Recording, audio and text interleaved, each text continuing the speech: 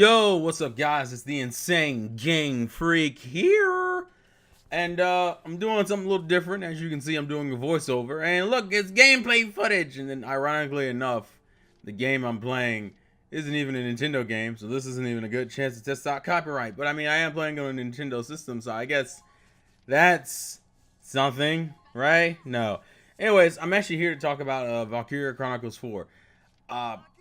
This game came out, I think, back in August or September, I believe. But obviously, there were other games and things going on. So a lot of people, I feel bad because I feel like this game got skipped. So I ended up picking it up later, I believe, during the Black Friday sale when it was like $30 on the eShop. So actually, this is one of my digital-only games. I believe this is out for the Switch, PlayStation 4, and PC, I believe.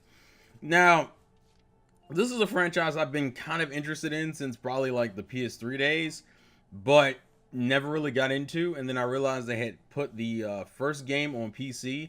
I bought that, and for some fucking reason, I don't know what it was, it did not click with me at all. I don't know what or why that is, but it just did not click with me. So when I heard 4 was coming out and it was coming stateside with the dub and everything, I wanted to support the game, and I was like, I'll get it, and then I never really got it. And so I got it later, and then look, it was like a month or so late, and I got it on sale, but fuck it, a game bought is a game bought. I hope the game did well, honestly. I haven't even looked up sales for it. I don't think it did amazingly well, because it came out around the holiday season, and this is a niche Japanese game that, what was it? We haven't even seen the third game we've seen, but like, the fourth game is the only one that's like in the traditional Valkyria Chronicles style, like, 1 and 4 are it, whereas 3 is some weird mix, and 2 never came out in America, from what I understand. So this was definitely, and it's one of the second IPs they're actually trying to push. So fuck it, I want to support the goddamn game. But like I was saying before, yeah, the first game for some reason never clicked with me, and I couldn't understand why. And for some reason, I got the fourth game, and I've gone about 45 hours into it. I'm at chapter, I want to say 12. I think it's 12 or 13, around that area. This is actually the last mission. No, is it the last mission? I don't think it's the last mission, but it's one of the latest missions I've done. So this is a good indicator of where I'm at in the game as recording this video, which is on December 23rd. So 2 more days before Christmas.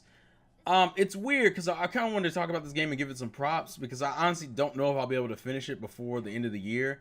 But it is a really fucking good and fun ass game. It actually reminds me a lot of Fire Emblem. They have similar design cues. For example, you can lose characters in this game just like you can in Fire Emblem, except this game is just way more forgiving. I don't want to sit here and go through every single mechanic, but I do want to talk about certain things.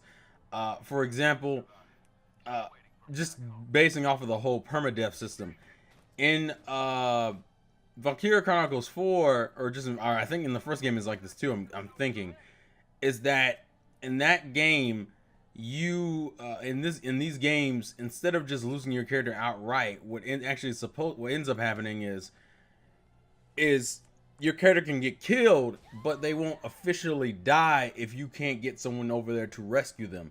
It's also because this is more active time battle versus like Fire Emblem's turn-based. Like, Fire Emblem's like the closest game I could think to even correlate with this game.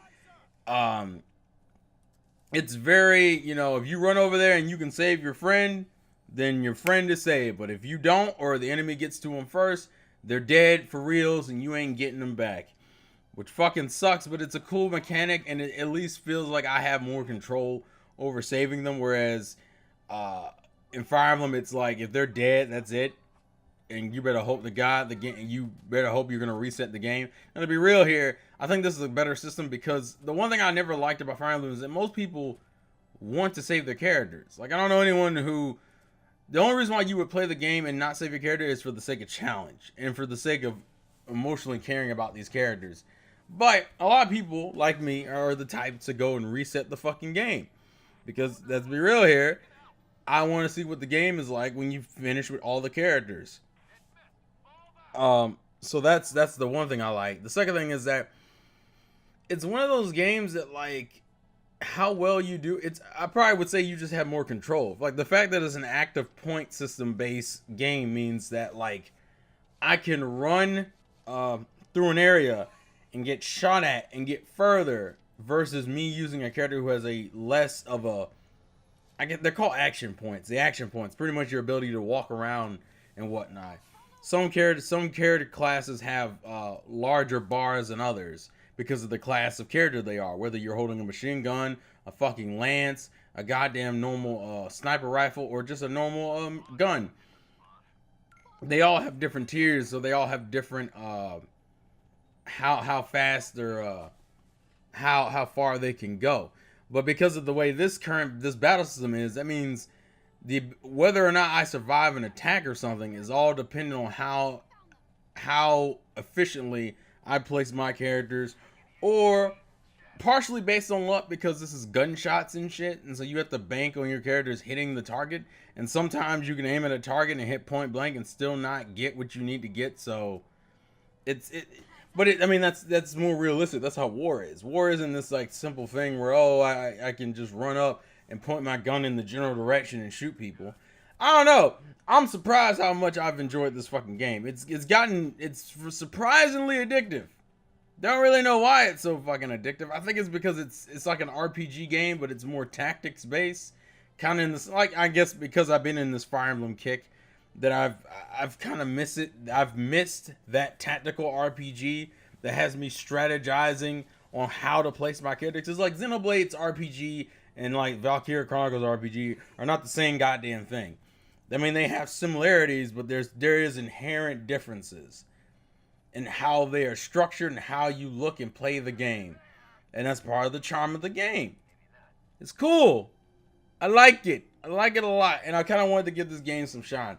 I know it runs at a lower frame rate on Switch, I believe. I think it runs at 30 frames on Switch, and I think it runs at like 60 on the other consoles. I don't have any real issues with it. The art style is so good that like you don't really notice the graphical downgrade. The only thing I notice is that it does go through slowdown every once in a while, and it's usually when a bunch of shit's going on. Honestly, considering how long this game is, considering I'm already 40 plus hours into the game, I have a sneaking suspicion this is like a traditional RPG in the sense that like, yo, this is gonna take you a while. If it wasn't for that, I probably would have said I was going to play the first game right after this. Because I feel like the first game I didn't give enough of a chance, considering how far into this game I got. And they literally have the same mechanics minus a few changes. There's a few changes.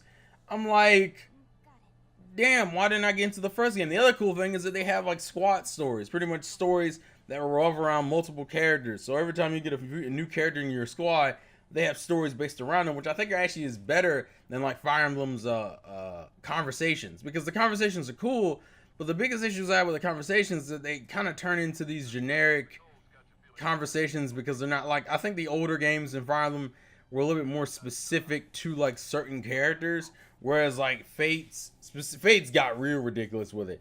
I think I even said in the Echoes review, I think Echoes and Fates, you need a middle ground between those two games, because Echoes was way less than it needed to be, and Fates was way more than it needed to be. It's weird how much I'm making Fire Emblem conversation in the Valkyria Chronicles video, but they're kind of, literally that's the game that it reminds me of the most. And this game has its own charm, its own appeal. You can level up your classes, give them, and when they get leveled up to a certain point, they gain extra abilities, like being able to use different types of weapons later on. I like how certain characters are kind of set up for certain situations. Like the Lancers have shit accuracy and can only really use it in their guns. Usually only fire once per turn, like versus a machine gun that can fire like 20 fucking rounds. A Lance is only going to fire one round. The advantage of that one round is that one round can kill most characters, and you can kill tanks with it if you shoot it in the back. So it's cool. And also they're bullet sponges. These are the only dudes who can get a fucking grenade dropped on their heads and not die from it, whereas every other character is fucking dying. So it's all, like, it's a bunch of cool little shit that you can do, and you have to check for. So when you get into these fights, on top of that, a lot of these fights have different objectives to it. Sometimes you have to capture all the bases. Sometimes you have to get to a certain point on the map with a certain character, and sometimes in this particular mission you're watching, I have to find a particular.